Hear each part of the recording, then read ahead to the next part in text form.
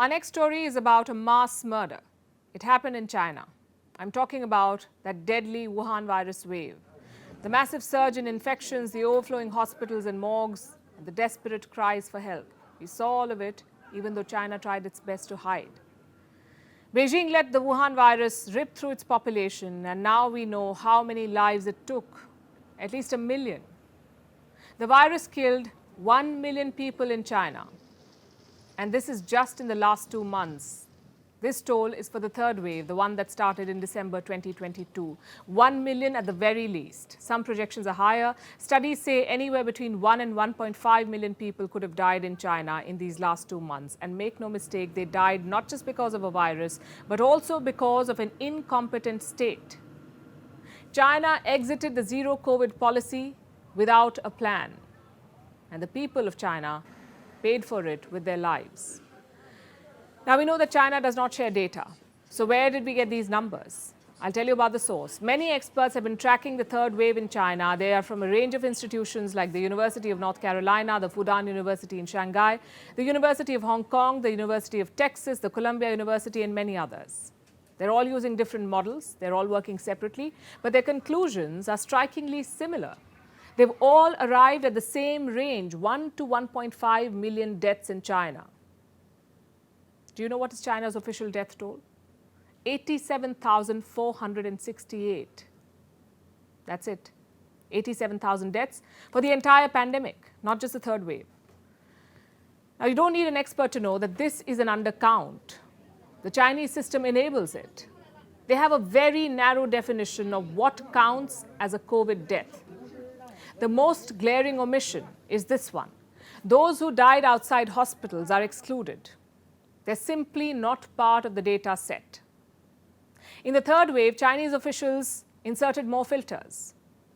Those who had a Wuhan virus infection and died of liver, kidney, or cardiac failures were left out. So the only deaths that were counted were deaths by respiratory failures in a hospital. China is clearly trying to be evasive. Even the World Health Organization has called Beijing out for this. WHO still believes that deaths are heavily underreported from China, and this is in relation to the definitions that are used, but also to the need for doctors and those reporting in the public health system to be encouraged to report these cases and not discouraged.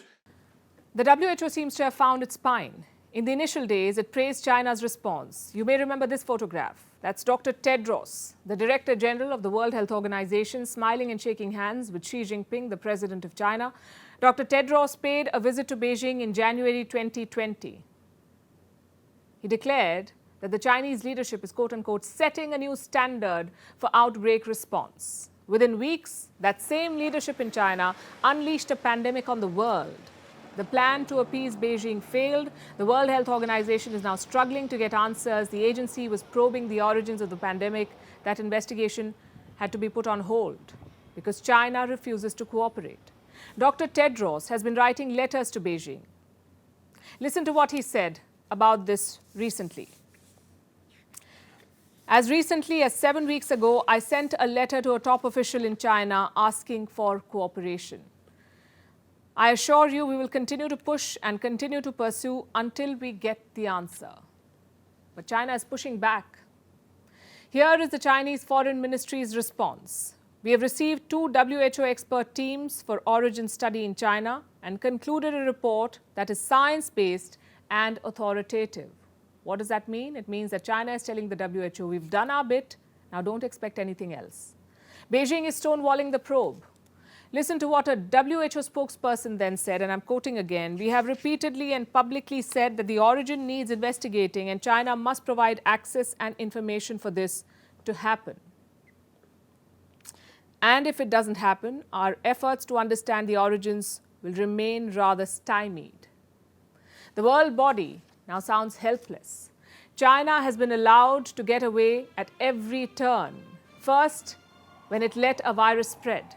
Then, when it hid the origins of the pandemic, and now when it's underplaying the mass murder of its own people.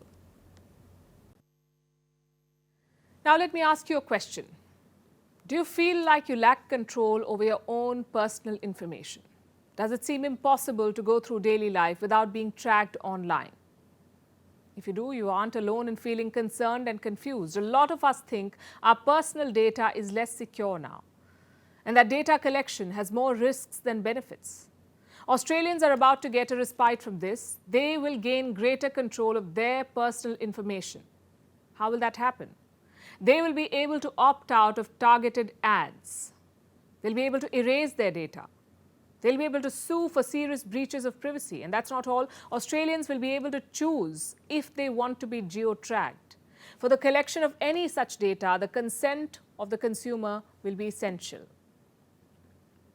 Only in Australia for the moment. All of this is thanks to a proposed new law.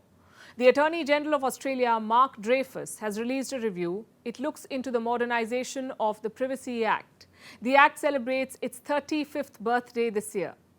Now, to give you more context, this was considered a mobile phone the year the law was adopted. It's safe to say it isn't smart to follow a law from 1988 that looks at how smartphones are used. And we are not the only ones saying this. Dreyfus said, it's clear that our privacy laws are woefully out of date. This document is not government policy yet. It will be taken up soon, and it will force businesses to make significant changes in Australia. Changes on how they use your personal information. The government of Prime Minister Anthony Albanese has taken this up on priority. The focus is on data protection. In 2022, a bill was passed. It increased penalties on companies that fail to protect consumer data. And now this new law will take it further. It will not only affect businesses, but also look at how political parties use your data. They will have to publish a privacy policy. They will also have to stop targeting voters based on sensitive information. This is a major issue in Australia. Political parties get exemption on the use of voter data. And there have been major data breaches in the country. The data of 10 million customers was stolen from one company. It affected about 40% of Australia's population. It was the worst data breach in Australia's history. Then you have targeted advertising. What is that? It is part of behavior-based advertising. You see, social media platforms track your behavior. They map your interests, what you like, what you don't like, what you watch. And then when you browse online, you see ads that match your interests. This is basically targeted advertising, and it works. More than 90% of the times it works. So what's the problem? The problem is they're snooping on you. Targeted ads work on the principle of surveillance. You're tracked online. Your browsing activities are tracked. Your information is collected and sold. Australia wants you to be able to opt out of it. It's a step in the right direction, we say. The problem of targeted ads, though, is not limited to Australia. India got new guidelines for consumer protection in 2022. This was to prevent misleading ads. But it's far from enough. Let me ask you another question. Did you see an Instagram ad soon after you were talking about it with your friend? When was the last time you got a spam call? Let me rephrase. How many spam calls did you receive today? We're not trying to induce paranoia, but you will agree that this is all a little creepy. Who is gatekeeping our personal information and right to privacy? This is a matter for discussion, an urgent one at that.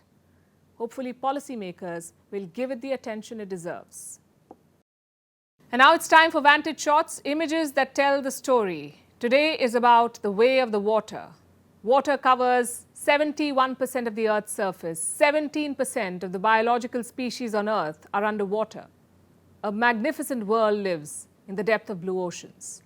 We bring you pictures clicked by the winners of the Underwater Photographer Contest. Thank you for watching. See you tomorrow.